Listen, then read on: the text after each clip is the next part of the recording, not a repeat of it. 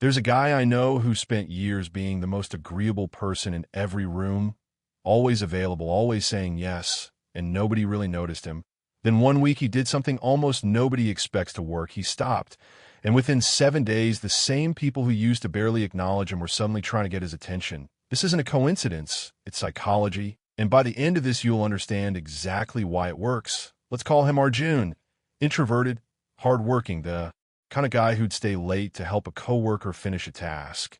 Always agreed to cover shifts. Always laughed at jokes even when they weren't funny. Always said, no worries, it's fine, even when it wasn't. He wasn't doing anything wrong. He just believed that being helpful, being available, being agreeable, that's what made him valuable. But here's what actually happened over time. The more available he made himself, the less anyone valued that availability. People stopped saying thank you, stopped asking how he was doing.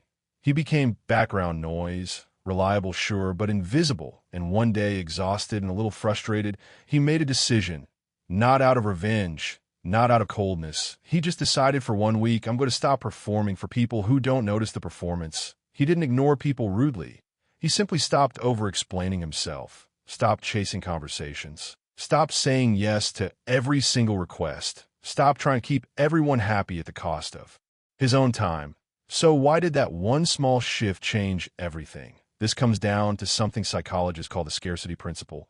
Simply put, humans assign more value to things that feel limited and less value to things that feel constantly available.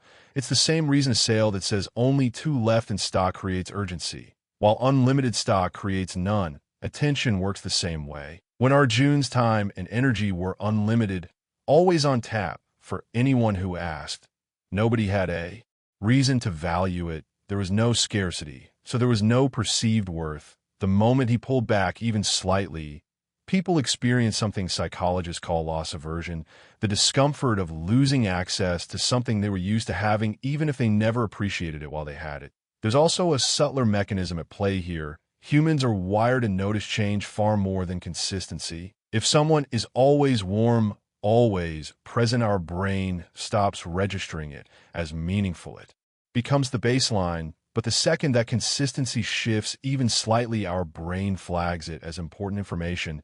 Wait, why did he stop responding the way he used to? Did I do something? Is something wrong? That uncertainty creates a pull. Not because people suddenly respected Arjun more as a person, but because the unknown became more interesting than the known. Here's the part most people miss. The biggest change wasn't in how Arjun treated others. It was in how he started treating himself. When you constantly overextend yourself for validation, you're signaling, often subconsciously, that your own time and energy are worth less than someone else's comfort. People don't just respond to your actions. They respond to the value you visibly place on yourself. The weak Arjun stopped chasing approval. He wasn't manipulating anyone.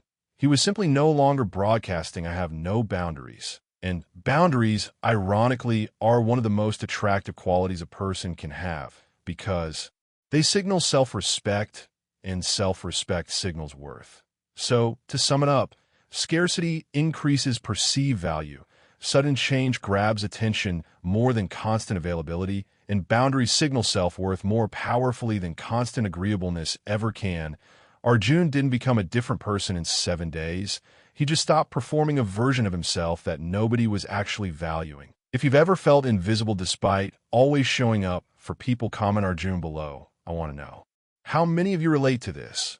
If this made you rethink how you show up for people who don't reciprocate, subscribe. I break down real psychology like this every week, no fluff, just what actually helps you understand people and yourself better. And if you want to go deeper on how boundaries actually change the way people perceive you, check out the full video on that next. I'll see you in the next one.